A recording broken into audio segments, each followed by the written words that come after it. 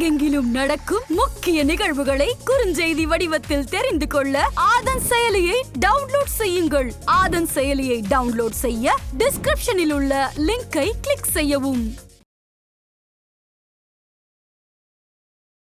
மு.க. ஸ்டாலின் தமிழ்நாட்டின் முதலமைச்சராய் வந்தது தமிழ்நாட்டுக்கு நல்ல அகலம் உறந்துருச்சு. ஜக்கமா சொல்றா. மோடி இந்த நாட்டை விட்டு போய் இந்திய கூட்டணி வரும்போது நான் இந்தியாவுக்கு நல்ல அகலம் பிறக்க போகுது.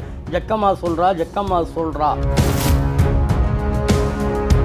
பாஜகவை சார்ந்தவர்கள் ஒரு 4-5 பேர் பிரச்சாரம் செய்யக்கூடாது, உங்க கூட்டணிக்கு ஓட்டு கேளு, ஆனா கேஸ் விட 1000 ரூபாய் உருவாக்க மோடி சொல்லக்கூடாது, இதை வீதி உள்ள போனீங்கன்னா சரியா இருக்காதுன்னு சொல்றாங்க. நான் என்ன சொல்றேன்னா, உங்களால முடிஞ்சது பண்ணி பாருங்க, நான் செஞ்சுதான் ஆகும்னு சொல்றேன். 2013 அதிமுக ஆட்சியிலேயே ஜாஃபர் சாதிக் இந்த போதை கடத்தல் விஷயமா கைது செய்யப்பட்டிருக்காரு அதிமுக கவர்மெண்ட்ல. சோ அவருக்கு இதுல தொடர்பு இருக்குன்னு தெரிஞ்சுமே ஏன் நீங்க கட்சியில சேர்க்கணும் சார்? அதானே பிரச்சனையாச்சு. இப்ப தான் செஞ்சதை மக்கள்கிட்ட சொல்ல முடியாது, காரணம் செய்யவே இல்லை. ஆக மக்கள் மத்தியில் எதை பேச வேண்டும்? ஒன்று திமுகவை கையில் எடுக்க வேண்டும், இல்லை காங்கிரஸை கையில் எடுக்க வேண்டும். சாராய கடையை எப்போ ஜக்கமா மூட போறாங்கன்னு ஜக்கமா சொல்ல முடியுமா அப்படின்னு கேட்குறாங்க. அந்த குடுகுடுப்பு பிரச்சாரத்தை விட்டு ஒன்று அவங்ககிட்ட கேட்குறேன், 10 வருஷம் அதிமுக ஆட்சியில் டாஸ்மார்க் இல்லையா? திமுக தேர்தல் அறிக்கையிலேயே படிப்படியா குறைப்போம் தான் சார் சொல்லியிருந்தீங்க. நானே கேட்கணும் தான் நினைச்சிட்டு இருந்தேன். எவ்வளவு சார் குறைச்சிருக்கீங்க இது வரைக்கும் டாஸ்மாக? அதாவது எந்த அளவிற்கு முடியுமோ அந்த அளவுக்கு, முடிந்த அளவிற்கு குறைத்து கொண்டு இருக்கிறோம். எங்க குறைச்சிருக்கீங்க? குறைச்சிட்டு தான் இந்த பக்கம் போதைப் பொருட்கள் அதிகமாயிடுச்சு இல்ல? எங்க போதை பொருள் வந்ததுக்கு காரணமே அண்ணாமலை தானங்க. இளம் விதவைகள் அதிகமாக இருக்கக்கூடிய மாநிலம் தமிழ்நாடுன்னு சொல்லிட்டு கனிமொழி அவர்களே ஏற்கனவே சொல்லியிருக்காங்க. எழுதி வைத்துக் கொள்ளுங்கள், இந்த நாடாளுமன்ற தேர்தல் ஜூன் 4ஆம் தேதி வாக்கு எண்ணுகிற பொழுது பாண்டிச்சேரி உட்பட 40 இடங்களில் திராவிட முன்னேற்ற கழகம் மாபெரும் வெற்றி பெறுகிறது. மேலே இந்திய கூட்டணி பிரதமராக வரப்போகிறார்கள். அப்போது இதே அண்ணாமலை போன்றவர்கள் என்ன பேட்டி கொடுக்கிறார்கள் என்று நீங்களும் பார்க்க போறீங்க, நேயர்களும் பார்க்க போறாங்க, நானும் பார்க்க போறேன். பல்வேறு தகவல்களை உடனுக்குடன் தெரிந்து கொள்ள ஆதன் செயலியை டவுன்லோட் செய்யுங்கள். டவுன்லோட் லிங்க் டிஸ்கிரிப்ஷனில் உள்ளது. ஆதன் நியூஸ் நேயர்களுக்கு வணக்கம். இன்றைய நேர்காணலில் நம்மோடு இணைந்திருக்கிறார் திமுக தலைமை கழக பேச்சாளர் திரு சேலம் கோவிந்தன் அவர்கள். வாருங்கள் பேசுவோம். வணக்கம் சார். உங்களுக்கும் நேயர்களுக்கும் வணக்கம். சோஷியல் மீடியாவில் சமீப காலங்களில் நீங்கள் கொஞ்சம் ட்ரெண்ட் ஆகிட்டு வரீங்கன்னு தான் சொல்லணும். நியூஸ் பேப்பர்லேயும் பார்த்தேன், நிறைய ஊர்களுக்கு பிரச்சாரத்துக்கு போகும்போது இந்த குடுகுடுப்புக்காரன் வேஷம் போட்டுக்கிட்டு போயிட்டு பிரச்சாரம் பண்ணிக்கிட்டு இருந்தீங்க. அது மாதிரி எங்களுக்கு ஏதாவது செஞ்சு காட்டுங்களேன். ஃபர்ஸ்ட் நல்ல காலம் பிறந்துருச்சு, தமிழ்நாட்டுக்கு நல்ல காலம் பிறந்துருச்சு. மு.க. ஸ்டாலின் தமிழ்நாட்டின் முதலமைச்சராய் வந்தது தமிழ்நாட்டுக்கு நல்ல காலம் பிறந்துருச்சு. ஜக்கமா சொல்றா. நல்ல காலம் பிறக்க போகுது, இந்தியாவுக்கு நல்ல காலம் பிறக்க போகுது. மோடி இந்த நாட்டை விட்டு போய் இந்திய கூட்டணி வரும்போது நான் இந்தியாவுக்கு நல்ல காலம் பிறக்க போகுது. ஜக்கமா சொல்றா. பெண்களுடைய வறுமையை போக்க மாதம் 1000 ரூபா, வருஷம் 12,000 ரூபா கொடுக்கக்கூடிய முதலமைச்சர் மு.க. ஸ்டாலின் சொல்லக்கூடிய வேட்பாளருக்கு ஓட்டு போட சொல்லி ஜக்கமா சொல்றா. பெண்களுக்கு கட்டணமில்லா பேருந்தை கொடுத்த எங்கள் முதலமைச்சர் மு.க. ஸ்டாலின் சொல்லக்கூடிய வேட்பாளருக்கு ஓட்டு போட சொல்லி ஜக்கமா சொல்றா. பெண்களுடைய வறுமையை போக்க, ஏழ்மையை போக்க அனைத்தையும் செய்து கொண்டு இருக்கக்கூடிய முதலமைச்சர் மு.க. ஸ்டாலின் சொல்லக்கூடிய வேட்பாளருக்கு ஓட்டு போட சொல்லி ஜக்கமா சொல்றா. வளரும் சமுதாயமாக இருக்கக்கூடிய குழந்தைகளுக்கு காலை உணவு கொடுக்கிற முதலமைச்சர் மு.க. ஸ்டாலின் சொல்றவருக்கு ஓட்டு போட சொல்லி ஜக்கமா சொல்றா.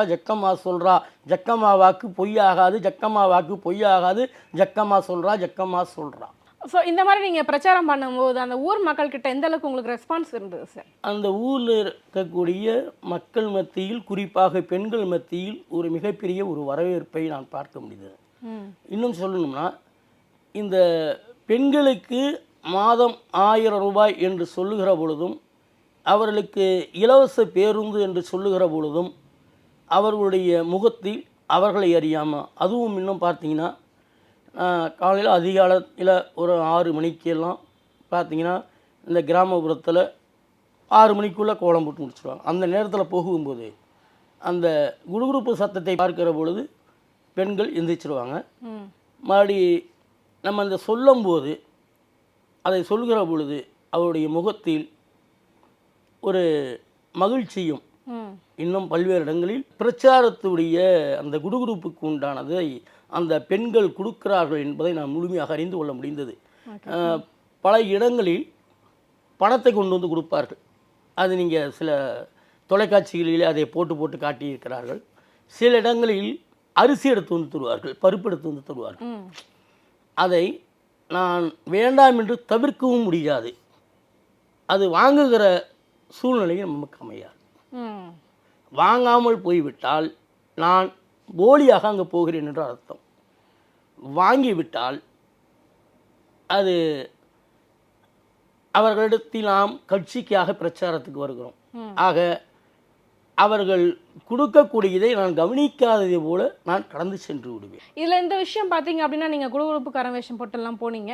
ஸோ உங்களுடைய கட்சி திமுகவில் வந்துட்டு எந்த அளவுக்கு உங்களுக்கு ஒரு ஆதரவு கொடுத்துருந்தாங்க? தலைமை என்ன சொன்னாங்க? நான் தலைமையில் இந்த குடுகுடுப்பு பிரச்சாரம் என்பது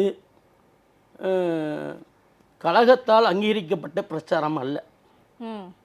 இந்த பிரச்சாரம் என்பது என்னுடைய தனிப்பட்ட முறையில் நான் சற்று மாறுபட்ட கோணத்தில் செய்ய வேண்டும் என்று முடிவெடுத்து ஆர்கே நகரில் ஆரம்பித்தேன். ஆர்கே நகரில் ஆரம்பித்து மக்கள் மத்தியில் ஒரு வரவேற்பும் பெண்கள் மத்தியில் ஒரு வரவேற்பும் இது ஒரு மிகப்பெரிய ஒரு எழுச்சியாக இருக்கிற காரணத்தினால் நான் இதை தொடர்ந்து செய்ய வேண்டும் என்று இடைத்தேர்தலில் மட்டும் செய்து கொண்டிருந்தேன். கடந்த சட்டமன்ற தேர்தலில் ஒரு 4-5 தொகுதிக்கு மட்டும் செய்தேன். இந்த முறை நான் அனைத்து மாவட்டங்களுக்கும் போயாக வேண்டும், அனைத்து மாவட்டங்களிலும் இந்த பிரச்சாரத்தை செய்துவிட வேண்டும் என்ற ஒரு உணர்வோடு நான் தந்தை பெரியார் பிறந்த ஈரோட்டில் ஆரம்பித்தேன். பெரியார் மண்டலத்தை முழுமையாக முடித்தேன். அடுத்தது அண்ணா மண்டலத்தை முடித்தேன். கலைஞருடைய மண்டலத்தை முடித்தேன். நான் நிறைவாக தென் மண்டலத்திற்கு மட்டும் நான் போக முடியாத ஒரு சூழ்நிலை அமைந்து விட்டது. அதற்கு காரணம் தலைமை கழகத்தால் 1ஆம் தேதியிலிருந்து 17ஆம் தேதி வரை இந்தந்த பேச்சாளர்களுக்கு இந்த மாவட்ட இந்த தொகுதி என்று அறிவித்தார்கள். எனக்கு சேலம் நாடாளுமன்ற தொகுதி அறிவித்தார்கள். ஆக அந்த தலைமை அறிவித்ததற்கு பிறகு நான் முழுமையாக அதில் தான் ஈடுபட முடியும் என்ற உணர்வோடு நான் சேலம் நாடாளுமன்ற தொகுதியில் மட்டும் செய்தேன். தலைமை அறிவித்தது நாங்கள் வாகனத்தில் தெருமுனை பிரச்சாரம் செய்வதற்கு. தலைமை அறிவித்த அந்த வாகன தெருமுனை பிரச்சாரத்தை மாலை நேரத்தில் நான் செய்தேன். காலை நேரத்தில் என்னுடைய பிரச்சாரத்தை செய்தேன். ஸோ உங்களுக்கு நல்ல ரெஸ்பான்ஸ் கிடைச்சது? தலைமை கூப்பிட்டு ஏதாவது பாராட்டினாங்களா? யாராவது பாராட்டினாங்களா? நான் பாராட்டுகளை எதிர்பார்க்கவும் இல்லை. இல்லை நான் பாராட்டுன்னு கேட்டது குறைந்தபட்சம் யாராவது ஒரு பெரிய மூத்த அமைச்சர்களோ இல்லை உதயநிதி அவர்களோ யாராவது கூப்பிட்டு ஏதாவது உங்களை பேசினாங்கன்னு கேட்டேன். இந்த தேர்தல் பிரச்சார பணி என்பது ஒவ்வொரு தொண்டனும் செய்ய வேண்டிய ஒரு பணி. குறைந்தபட்சம் ஒரு 2 கோடி தொண்டர்கள் இருக்கிறார்கள் என்று சொன்னால் அவர்களுக்கு சக்திக்கு ஏற்ப அந்தந்த இடத்தில் பிரச்சாரம் செய்வார்கள். ஒவ்வொரு தொண்டனையும் தனித்தனியாக அழைத்து தலைவர் வாழ்த்து சொல்ல வேண்டும், பாராட்ட வேண்டும் என்று சொன்னால் அது இயலாத ஒன்று, சரிங்களா? அதேபோல் அந்த நேரத்தில் நம்முடைய பிரச்சார பணி நாம் வெற்றி பெறுவதற்கான வியூகம் நாம் எப்படி முன்னெடுக்க வேண்டும் என்ற சிந்தனையில் இருக்கிற பொழுது நமக்கு இன்று தலைவர் நம்மளை அழைப்பாரா, அமைச்சர்கள் அழைப்பார்களா என்ற சிந்தனை நமக்கு வராது. அதேபோல் தலைவர்களுக்கு ஒவ்வொரு தொண்டர்களையும் அழைத்து குறிப்பாக அனைவருக்கும் பாராட்டு செய்விப்பார்கள். இல்லை, நான் எதுக்காக நான் சொன்னேன் அப்படின்னா, திமுகவில் பார்த்தீங்க அப்படின்னா வாரிசு அரசியல் இருக்குது.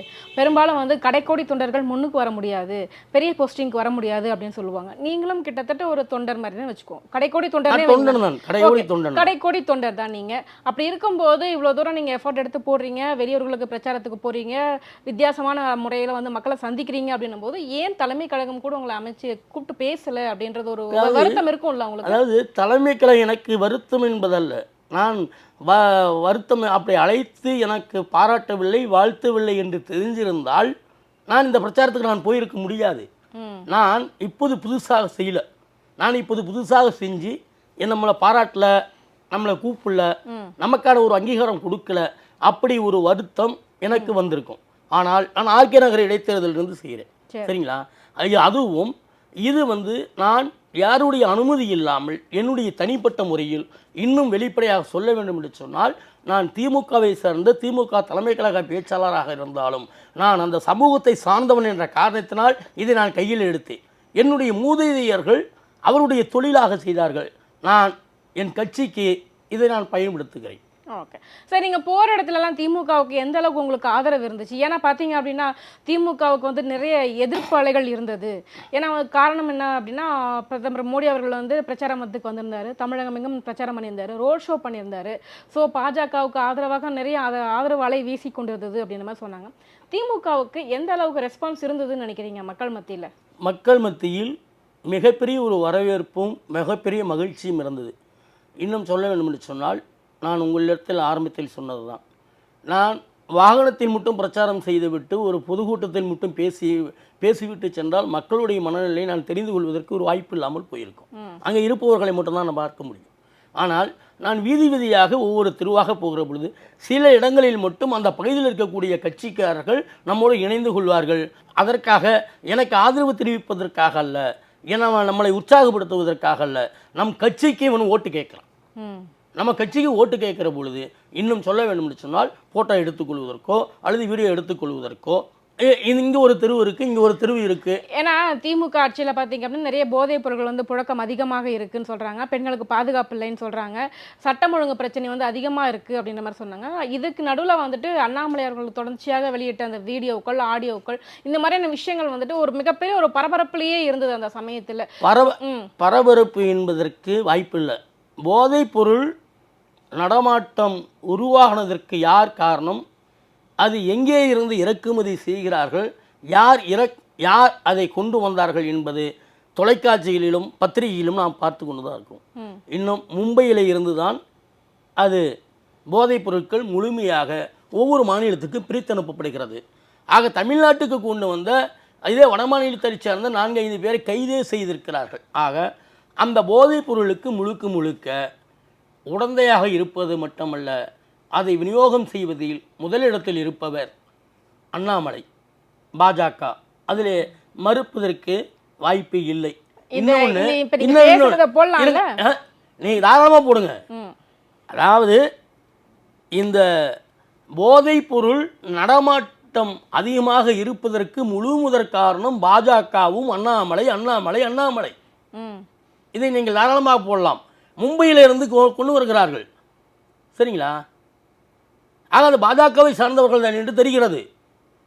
ஆனால் ஜாஃபர் சாதிக்னு ஒருத்தர் வந்து அரெஸ்ட் பண்ணாங்க. அவர் பார்த்தீங்கன்னா திமுகலே உறுப்பினராக இருந்தார். இப்போ அவர் தானே போதை வழக்கில் கைது பண்ணியிருக்காங்க. அதாவது திமுகவில் உறுப்பினராக இருந்தவராக இருக்கலாம், சரிங்களா? ஆக திமுகவில் உறுப்பினராக இப்போ நாங்கள் கூட தான் திமுக தலைமை கழக பேச்சாளர், சரிங்களா? ஆனால் நான் தவறு செய்கிற பொழுது என் மீது நடவடிக்கை எடுக்காமல் கட்சி காப்பாற்றினால் நான் செய்வதற்கு தலைமை உடந்தையாக இருக்கின்ற அர்த்தம். 2013 அதிமுக ஆட்சியிலேயே வந்துட்டு ஜாஃபர் சாதிக் இந்த போதை கடத்தல் விஷயமா கைது செய்யப்பட்டிருக்காரு அதிமுக கவர்மெண்ட்ல. ஸோ அவருக்கு இதுல தொடர்பு இருக்குன்னு தெரிஞ்சுமே ஏன் நீங்க கட்சியில சேர்க்கணும் சார்? அதானே பிரச்சனையாச்சு. இப்ப ஸோ இந்த பேச்சானது வந்து பாத்தீங்க அப்படின்னா தமிழகம் முழுக்க வந்துட்டு ஒரு மிகப்பெரிய ஒரு அவப்பெயர் தானே ஏற்படுத்தி இருக்கு திமுகவுக்கு. அவர் மீது, அந்த ஜாபர் சாதிக்கு மீது நடவடிக்கை எடுக்கப்பட்டு அவரை கைது செய்திருக்கிறார்களா இல்லையா? கைது செய்தது யார்? முதல்ல ஏன் கட்சியில கைது செய்தது யாருங்க? கைது செய்தது யார்? டெல்லி போலீஸ். தமிழக அரசு அதுக்கு எதிர்ப்பு தெரிவித்ததா? முதலமைச்சர் எதிர்ப்பு தெரிவித்தாரா? அதாவது நான் ஒரு தவறு செய்தேன், இனி அந்த தவறு செய்ய மாட்டேன் என்று மன்னிப்பு கேட்டு நான் உள்ளே வருகிறேன், மீண்டும் அந்த தவறு செய்கிற பொழுது தண்டனை கொடுக்கிற பொழுது அவர்களை காப்பாற்றுகிற இடத்தில் இருந்தால் நீங்கள் சொல்லுவதை போல நீங்கள் திமுக மீது குறை சொல்லலாம். ஆக ஒரு தனிப்பட்ட நபர் செய்கிற தவறுக்கு எப்படி ஒரு கட்சியை, ஒரு தலைவரை நாம் குறை சொல்ல முடியும்? ஸோ திமுக ஆட்சியில் வந்துட்டு எதுவும் நடக்கவில்லை, எல்லாம் அப்பழுக்கற்ற ஆட்சி நடந்து கொண்டிருக்கிறது. அப்படி எந்த இடத்திலையும் எந்த தவறும் இல்லை. நீங்கள் ஒன்று சொன்னீங்கல்ல, பெண்களுக்கு பாதுகாப்பு இல்லைன்னு சொன்னீங்க இல்லைங்களா? அதிமுக ஆட்சியில் பொள்ளாச்சியில் நூற்றுக்கணக்கான பெண்களை பாலியல் பலாத்காரம் செய்து வீடியோ வெளியிட்டார்கள். அதுபோல் சம்பவம் திமுக ஆட்சி வந்ததுக்கு பிறகு ஏதாவது ஒரு இடத்தில் நடைபெற்றிருக்கா?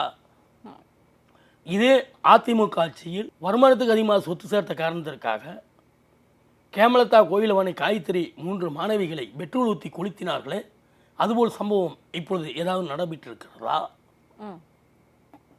இதான் ஒன்று சொல்லுங்கள். விழுப்புரம் பக்கத்துல மேல்பாதி கிராமத்துல வந்துட்டு சாதிய பாகுபாடுனால ஒரு கோயிலே இழுத்து மூடியிருக்காங்க. நாங்குநேரியில ஒரு பள்ளி மாணவன் வந்து வெட்டி கொலை செய்யப்பட்டிருக்கிறார். அதே திருநெல்வேலியில வந்துட்டு ஒரு தாழ்த்தப்பட்ட மேல வந்துட்டு சிறுநீர் கழிக்கப்பட்டிருக்கிறது. இன்னொரு பக்கம் வேங்காய் வயல்ல அந்த குடிநீர் தொட்டியில மலம் கலந்தவங்க யாருன்னு இப்போ வரைக்குமே கண்டுபிடிக்கப்படவே இல்லை. நான் இதற்கெல்லாம் விவசாயிகள் மீது குண்டாஸ் போடப்பட்டிருக்கிறது. விவசாயி டெல்லியில பள்ளி மாணவர்கள் வரை போதைப் பொருட்கள் விவசாயி எல்லா மாநிலத்தில் இருக்கக்கூடிய விவசாயிகள் ஒட்டுமொத்தமாக டெல்லியில வருட கணக்கிலே போராட்டம் நடத்தி கொண்டிருக்கிறார்கள். ஆனால் இந்த நாட்டை ஆண்டு கொண்டிருக்கக்கூடிய பிரதமரோ அங்கே இருக்கக்கூடிய மத்திய அமைச்சர்களோ யாரும் அதை பற்றி எதுவும் கவலைப்படவில்லை. ஆனால் இங்கே இருக்கக்கூடிய அண்ணாமலை உட்பட அதை பேசுவதற்கு முடியாமல் காரணம் என்ன தெரியுமா? அவர்கள் அங்கே போராட்டம் நடத்துவது மோடியை எதிர்த்து, மோடியை அகற்றப்பட வேண்டும் என்பதற்காக.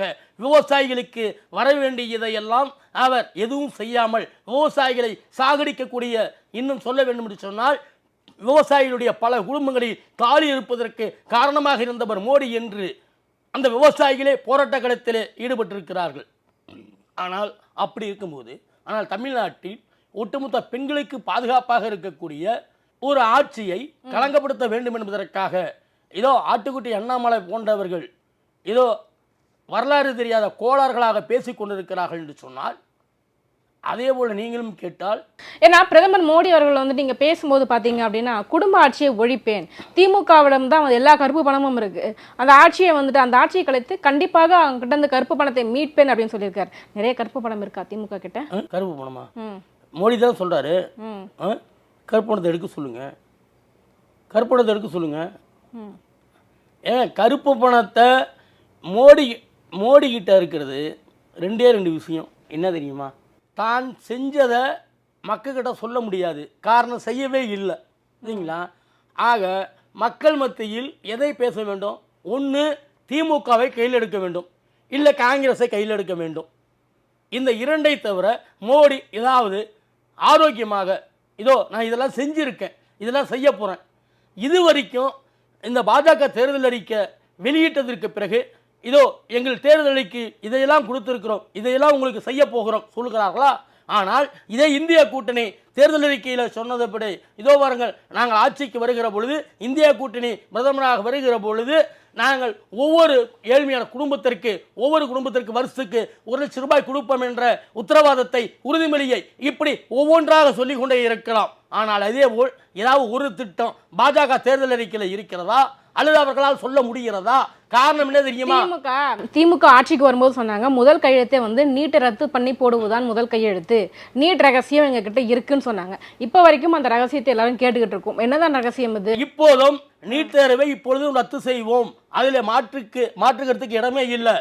முதலமைச்சராக இருக்கிற எங்கள் அண்ணன் தளபதியாக இருக்கட்டும், எங்கள் மாண்புமிகு விளையாட்டுத்துறை அமைச்சர், எங்கள் எதிர்காலம் உதயநிதியாக இருக்கட்டும், அவர்கள் நீட் தேர்வை ஒழிப்பேன் எடுப்போம் என்று சொல்லிக் கொண்டிருக்கிறார்கள். அதில் மாற்றுக்கிறதுக்கு இடமில்லை. இந்தியா கூட்டணி வெற்றி பெறுகிற பொழுது, மோடி இந்த நாட்டை விட்டு அகற்றப்படுகிற பொழுது நீட் தேர்வை அகற்றப்படும். தமிழ்நாட்டு நீட் தேர்வு இருப்பதற்கு வாய்ப்பில்லை, அதை உருவாக்கி காட்டுவோம். அது எந்த மாற்று கருத்து இல்லை. நீங்கள் சொன்னீங்கல்ல, நாங்கள் முதல் கையெழுத்து நாங்கள் நீட் தேர்வை எடுக்கிறதான்ட்டு. ஆனால் நீட் தேர்வை நாங்கள் கூடாது என்று ஒவ்வொரு முறை அழுத்தம் கொடுக்கக்கூடியது, ஒவ்வொரு முறை சட்டமன்ற மூலமாக அல்லது கடிதம் மூலமாக முதலமைச்சர் பிரதமருக்கு சொல்கிறாரா இல்லையா, மத்திய அரசுக்கு சொல்கிறாரா இல்லையா? ஆனால் அவர்கள் அதை பற்றியெல்லாம் எதையும் சிந்திக்காமல், அவர்கள் எதையும் யோசிக்காமல், தமிழக அரசு எதை சொன்னாலும் அதை காது கொடுத்து கேட்காமல் இருக்கிறார் என்று சொன்னால், அவர்கள் அகற்றப்படுகிற பொழுது, இந்தியா கூட்டணி வெற்றி பெறுகிற பொழுது நீட் தேர்வு மட்டுமல்ல, ஒட்டுமொத்த தமிழ்நாட்டு வளர்ச்சி உயர்ந்து நிற்கும். அதில் எந்தவித மாற்று கருத்துக்கு இடமில்லை. ஏன்னா 3வது முறையும் மோடி தான் கண்டிப்பாக வருவான்னு சொல்லிட்டு நிறைய கருத்து கணிப்புகள்லாம் சொல்லிட்டு இருக்காங்கல்லங்க சார். எனக்கு இந்த காமெடிக்கு நான் இன்னொரு நாள் சிரிக்கிறேன், சரிங்களா? 3வது முறை ராமர் கோவில் கட்டி இருக்கிறார், ஆர்டிகல் 370 நீக்கி இருக்கிறார் சொல்லிக்கலாம். 3வது முறை நாட்டின் பிரதமராக மோடி வருவார் என்று சொல்வது எப்படி தெரியுமா இருக்கு? அதாவது பாறையில தண்ணி ஊத்தெடுத்தாலும் எடுக்குமே தவிர மோடி இன்னொரு முறை பிரதமராக வர்றதுக்கு வாய்ப்பு இல்லை. காளமாடு பால் சுரந்தாலும் சுரக்கும். இனி இந்தியாவின் பிரதமராய் மோடி இனிமேல் வருவதற்கு வாய்ப்பு இல்லை சரிங்களா? இன்னும் சொல்ல வேண்டும் என்று சொன்னால், ஒரு வேளை அதிசயம் நடந்து கடல் நீர் வற்றினாலும் வற்றுமே தவிர இனி ஒரு முறை இந்தியாவின் பிரதமராய் மோடி வருவதற்கு வாய்ப்பே இல்லை. நான் என்னுடைய பிரச்சார பயணத்தில் நான் ஊர் ஊராக, வீதி வீதியாக, தெரு தெருவாக எல்லா இடத்திலையும் சொன்னது தான் உங்களிடத்திலே சொல்கிறேன். மோடி இன்னொரு முறை பிரதமராக வந்தால் நாடு சுடுகாடாக போகும். மோடி இன்னொரு முறை பிரதமராக வந்தால் நம்மளே சுடுகாட்டில் போய் நம்மளே படுத்துக்கொள்ளக்கூடிய ஒரு சூழ்நிலை உருவாகும். மோடிக்கு ஓட்டு போடுவதும் சுடுகாட்டில் புதைப்பதும் ஒன்று. ஏன்னா இது எதுக்காக நாங்க சொல்றோம் அப்படின்னா, கருத்து கணிப்புகள் வந்த விதம் எதுக்காக அப்படின்னா, ஏன்னா இந்தியா கூட்டணியில இருந்தக்கூடிய அந்த சலசலப்புகள் நீங்க வந்து பார்த்திருக்கணும். மம்தா பானர்ஜி ஆகட்டும், அரவிந்த் கெஜ்ரிவால் சிறைக்கு சென்றதாகட்டும், இங்கேயே தமிழ்நாட்டிலேயே கூட பார்த்தீங்க அப்படின்னா திமுக காங்கிரஸ் கூட்டணியில காங்கிரஸ் கட்சியானது எங்கெங்கெல்லாம் பிரச்சாரத்துக்கு போகுது அங்கெல்லாம் மிகப்பெரிய எதிர்ப்புகள் வந்து அலை வீசுச்சு. குறிப்பாக காரைக்குடி பக்கம்லாம் போகும்போது பெரிய அளவில் ஆதரவே கிடையாது. நெக்ஸ்ட் திமுகவுக்குமே வந்துட்டு பார்த்தீங்கன்னா நிறைய இடங்கள்ல எதிர்ப்பு தெரிவிச்சுட்டே இருந்தாங்க. அப்போ மக்கள் மத்தியில் வந்துட்டு ஒரு வித வெறுப்புணர்வு தானே இருக்கு. நீங்க சொன்னதை கேட்கும்போது நான் கடந்த காலங்களில் வேட்பாளர்கள் போகும்போது சில இடங்களில் எதிர்ப்பு தெரிவிக்கும் போது உண்மையிலுமே இவர்கள் மீது தவறு இருக்கோ, மக்கள் எதிர்ப்பு தெரிவிக்கிறார்களோ என்ற எண்ணம் எனக்கு வந்தது. நான் சொன்னது கடந்த காலங்களில். ஆனால் நான் இப்போது சொன்னேன் இல்லையா, நான் என்னுடைய பிரச்சாரம் குடுகுடுப்பு பிரச்சாரத்தை நான் மேற்கொள்ளுகிற பொழுது இது குறிப்பாக நடந்த சம்பவம் நேயர்கள் பார்க்குறாங்க. சரிங்களா? இதே நான் தருமபுரி மாவட்டத்தில் நான் பிரச்சாரத்தை செய்கிறேன். காலையில் 6 மணிக்கு பிரச்சாரத்தை ஆரம்பிக்கிறேன். அங்கே இருக்கக்கூடிய ஒட்டுமொத்த பெண்கள் வெளியே வந்து ஆர்வமாக பார்க்கிறார்கள். அந்த தருமபுரியில் இருக்கக்கூடிய அங்கே இருக்கக்கூடிய லோக்கலில் இருக்கக்கூடிய பாஜகவை சார்ந்தவர்கள் ஒரு 4-5 பேர் வந்து பிரச்சாரம் செய்யக்கூடாது, நீ உங்கள் கூட்டணிக்கு ஓட்டு கேளு, ஆனால் கேஸ் விட 1000 ரூபா உருவாக்குறது மோடி சொல்லக்கூடாது, மோடி இன்னொரு முறை பிரதமராக வந்தால் நாடு சுடுகாடாயிரும், இது பேசக்கூடாது, இனி இதை வீதி உள்ளே போனீங்கன்னா சரியாக இருக்காதுன்னு சொல்கிறாங்க. சரிங்களா? நான் என்ன சொல்கிறேன்னா, உங்களால் முடிஞ்சது பண்ணி பாருங்கள், நான் செஞ்சு தான் ஆகும்னு சொல்கிறேன். சரிங்களா? அவங்க போயிட்டாங்க. நான் 2 தெருவை முடித்து விட்டு 3வது தெருவுக்கு போகிறேன். 3வது தெருவுக்கு போகிற பொழுது அந்த வீடியோவும் வெளியே வந்தது. எல்லாம் பார்த்துருப்பீங்க. அங்கே இருக்கக்கூடிய பெண்களிடத்தில் அவர்கள் பணத்தை கொடுத்து அவர்கள் என்னிடத்தில் ஒரு கேள்வி கேட்க சொன்னார்கள். ஜக்கம்மா இதெல்லாம் சொல்கிறா, சாராய கடையை எப்போ ஜக்கம்மா மூட போகிறாங்கன்னு ஜக்கம்மா சொல்ல முடியுமா அப்படின்னு கேட்குறாங்க. அப்போ தான் நான் அவங்ககிட்ட கேட்குறேன், அந்த குடுகுடுப்பு பிரச்சாரத்தை விட்டுட்டு ஒன்று அவங்ககிட்ட கேட்குறேன், 10 வருஷம் அதிமுக ஆட்சியில் டாஸ்மார்க் இல்லையா? அப்போ கேட்டீங்களா? இப்போ உங்களை கேட்க சொன்னது யாரு? சார், திமுக தேர்தல் அறிக்கையிலே படிப்படியா நீங்க டாஸ்மார்க் நிறுவனம் சொன்னீங்க. மேடம் இருங்க, சொல்றது என்ன கேளுங்க, முழுசா கேட்டு நீங்க சொல்லுங்க, நான் அதுக்கு சொல்றேன் பதில். சரி, ஓகே. சரிங்களா? ஆக நான் சொல்லும்போது அந்த அம்மாவால் பதில் சொல்ல முடியல. சரிங்களா? காரணம் என்னன்னா, அந்த அம்மாக்கிட்ட அவங்க சொன்னது ஒன்று தான், டாஸ்மார்க் எப்போ மூட போகிறான் ஜக்கம்மா சொல்லு. ஓகேங்களா? ஆனால் கரெக்டாக அந்த இடத்துல மீடியா வர வச்சாங்க. சரிங்களா? மீடியா வர வச்சாங்க. அது இதாச்சு. அதுக்கு பிறகு அந்த வீடியோ எடுத்தவரே என்னிடத்தில் சொன்னார், ஏன்னா வர சொன்னாங்க இந்த மாதிரி நீங்கள் பிரச்சாரம் பண்ணுறீங்கன்ட்டு. ஆனால் இங்கே வந்ததுக்கு பிறகு தான் தெரியுது அவங்க இந்த மாதிரி இது பண்ண போகிறாங்கன்ட்டு அப்படின்னாங்க. நான் அப்புறம் என்ன சொன்னேன், நீங்கள் வந்து எடுத்ததையும் நான் தவறாக சொல்ல, இதை நீங்கள் போட்டதும் தவறாக சொல்லலை. சரிங்களா? ஆக மக்களுக்கு தெரியும். அங்கே இருக்கக்கூடிய மொத்த பெண்களில் அந்த ஒரு அம்மா மட்டும் கேட்குது. சரிங்களா? அப்போ தான் நான் பிரச்சாரத்தை முடித்து விட்டு நான் வேறு ஊருக்கு செல்லுவதற்கு முன் அங்கே இருக்கக்கூடிய நிர்வாகிகள் சொல்கிறார்கள், நான் பிஜேபிக்காரங்க அந்த அம்மா கிட்ட போய் சொல்லி இது பண்ணியிருக்காங்க அப்படின்ட்டு. நான் அதை பற்றி கவலைப்படவில்லை.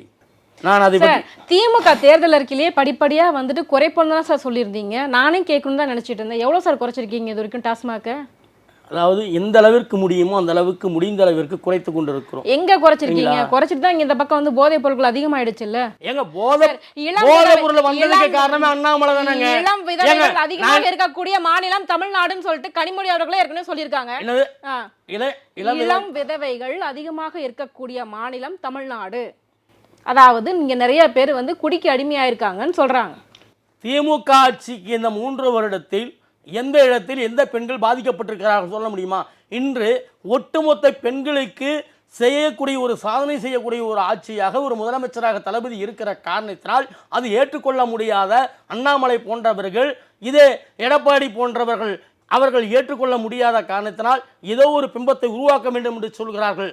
அதற்கேற்றது போல் நீங்களும் கேள்வி கேட்குறீங்க, சரிங்களா?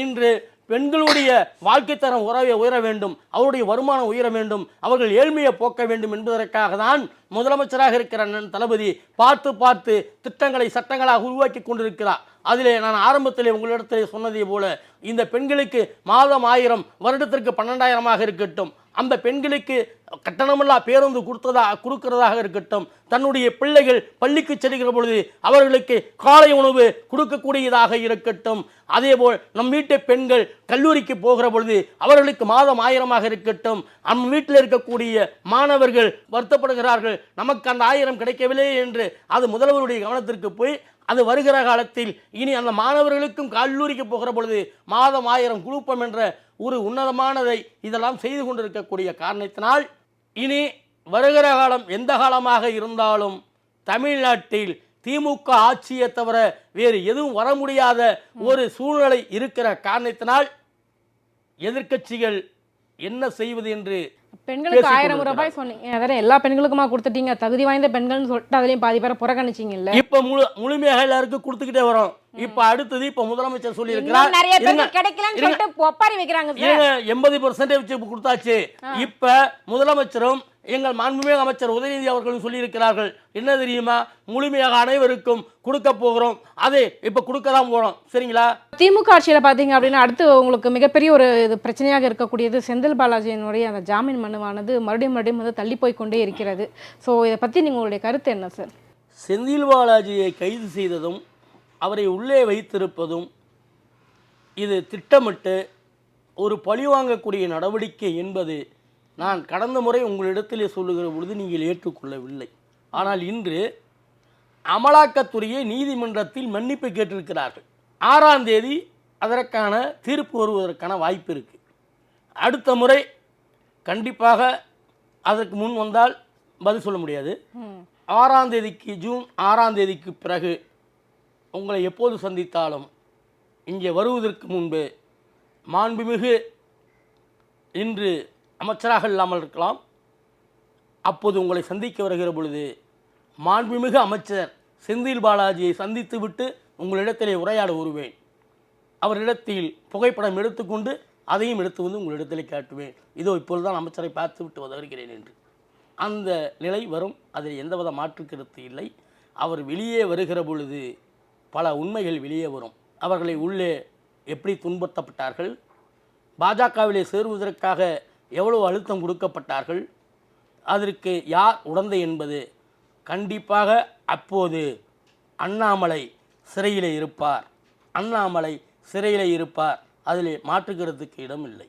சார் இன்னொரு விஷயம் நீங்கள் பார்க்கணும் சார், இப்போ எலெக்ஷன் அப்போ பார்த்தீங்க அப்படின்னா அண்ணாமலை அவர்கள் வந்து சொல்லக்கூடிய ஒரு மிகப்பெரிய ஒரு குற்றச்சாட்டு வந்துட்டு பார்த்தீங்கன்னா நிறைய கிட்டத்தட்ட 1,00,000 வாக்காளர்கள் வந்து விடுபட்டு போயிருக்காங்க, அவங்களுக்கெல்லாம் வந்து ஓட்டே கிடைக்கல அப்படின்னு சொல்லிட்டு ஒரு மிகப்பெரிய ஒரு புகார் வந்து தெரிவிச்சிருக்கிறாரு. ஸோ என்ன கருத்து?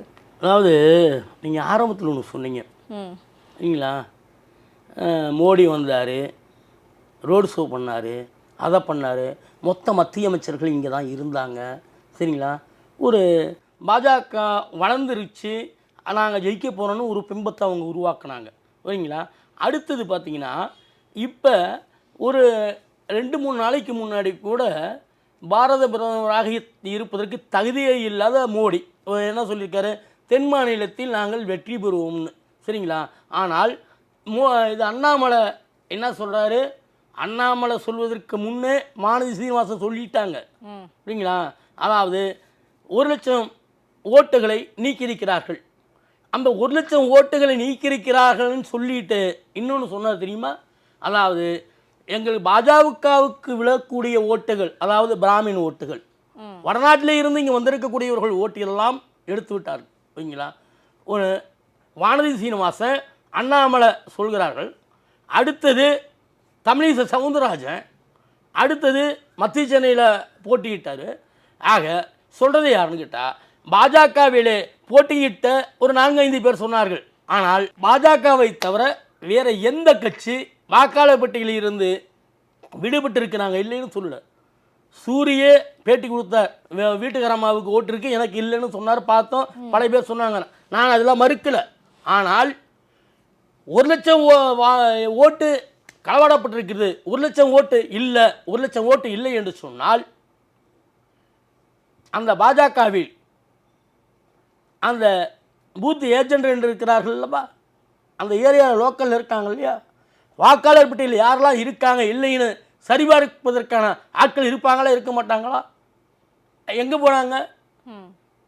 சரி, தேர்தலுக்கு முன்னாடி வரைக்கும் நாங்கள் தான் ஜெயிப்போம்னு சொல்லி, ஆனால் தேர்தல் முடிந்ததற்கு பிறகு, கருத்து கணிப்பு வெளியானதற்கு பிறகு அண்ணாமலை 1 லட்சம் ஓட்டு இல்லை, 1 லட்சம் பேரை நீக்கிட்டாங்க சொன்னார். அதுக்கு என்ன காரணம் தெரியுமா? நாம் 2 லட்சம் வாக்குகள் வித்தியாசத்தில் நாம் தோல்வி அடைவோம். அப்போ 2 லட்சம் ஓட்டு வித்தியாசத்தில் தோல்வி அடைகிற பொழுது நாளைக்கு என்ன தெரியுமா? நாளைக்கு இந்த ரிசல்ட் வரும்போது அண்ணாமலை சொல்லுவார், எழுதி வைத்துக் கொள்ளுங்கள், எங்கள் 1 லட்சம் ஓட்டு தான் நீக்கியிருக்காங்கன்னு பார்த்தோம், இப்போ பார்த்தா 2 லட்சத்துக்கு மேலே ஓட்டெல்லாம் நீக்கியிருக்காங்க, எழுதி வைத்துக் கொள்ளுங்கள், 1 லட்சம் 1.5 லட்சம் ஓட்டு என்று சொல்கிறார்களே. சரி, இன்னும் சொல்ல போனால் பிராமின்கள் அதிகமாக இருக்கக்கூடிய மயிலாப்பூர், வெஸ்ட் மாம்பலம், இங்கே பிராமின்கள் யாரும் ஓட்டே போடலையா? யாருக்கும் ஓட்டு இல்லையா? ஆக அண்ணாமலை யார் பள்ளிக்கூடத்தில் சேர்த்தாங்க, யார் காலேஜில் சேர்த்தாங்க, உண்மையிலுமே ஐபிஎஸ் படித்தவரா இல்லை படித்த மாதிரி சொல்கிறாரா, அறிவு இருக்கா, ஒன்றுமே தெரியாமல் எதை பேசணும் பேசுகிறேன். ஒன்று அவர் செஞ்ச காமெடி, ஒரு மிகப்பெரிய காமெடின்னா தெரியுமா? இந்த வெயில் அதிகமாகிறதுக்கு ஆட்சிக்கு என்ன சம்பந்தம்? பேட்டியில் சொல்கிறாரு, வானதி சீனிவாசன் அந்த பக்கம் திரும்புது. நிறைய மரங்களை வந்து அழிச்சிருக்காங்களா சார், அதை தான் சொல்கிறாரு. நிறைய மரங்கள் வந்து அழிக்கப்பட்டிருக்கு சார், மரங்கள் டிஃபாரஸ்டேஷன் நடந்திருக்கு, மரங்கள் அழிக்கப்பட்டிருக்கிறதா? மரங்கள் நிறைய அழிக்கப்பட்டிருக்கு. மரங்கள் எல்லாம் அழிக்கப்படவில்லை, சரிங்களா? அவருடைய மூளை அழிந்து விட்டது, அண்ணாமலையுடைய மூளை அழிந்து விட்டதை தவிர வேறு ஒன்றும் அல்ல. எழுதி வைத்துக் கொள்ளுங்கள், இந்த நாடாளுமன்ற தேர்தல் ஜூன் 4ஆம் தேதி வாக்கு எண்ணுகிற பொழுது, ஜூன் 4ஆம் தேதி இந்த நேரத்தில், இப்பொழுது நாம் பேசுகிற நேரத்திலேயே, அன்று வாய்ப்பு இருந்தால் அன்றே நாம் சந்திப்போம், அன்றே விவாதத்தில் இருப்போம். அன்று 40 பாண்டிச்சேரி உட்பட 40 இடங்களில் திராவிட முன்னேற்றக் கழகம் மாபெரும் வெற்றி பெறுகிறது. மேலே இந்திய கூட்டணி பிரதமராக வரப்போகிறார்கள், சூழ்நிலை வரதான் போகிறது. அப்போது இதே அண்ணாமலை போன்றவர்கள் என்ன பேட்டி கொடுக்கிறார்கள் என்று நீங்களும் பார்க்க போகிறீங்க, நேயர்களும் பார்க்க போகிறாங்க, நானும் பார்க்க போகிறேன். கண்டிப்பாக சார். எங்கள் கேள்விகளுக்கு ரொம்ப சிறப்பாக பதில் சொன்னீங்க சார். நன்றி. நன்றி, வணக்கம்.